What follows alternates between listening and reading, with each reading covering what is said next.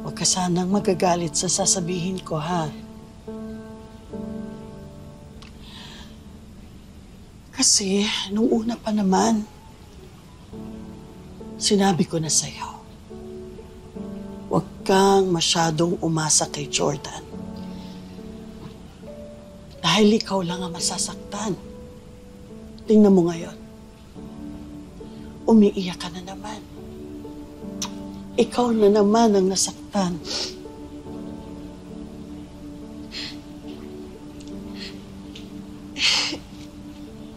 Lito na ako, May.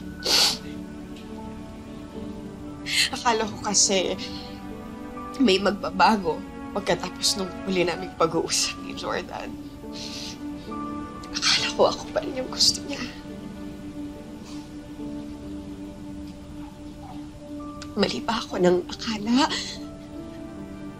Ako lang ba yung nagbibigay ng meaning sa mga bagay?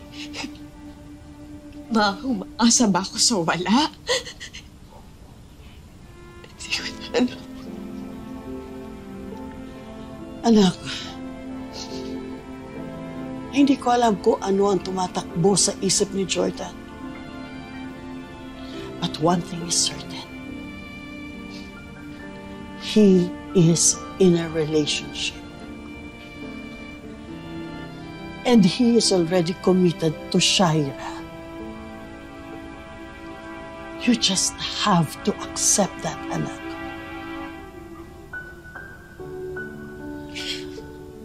Kailangan mong tanggapin na may kanya-kanya na kayong buhay.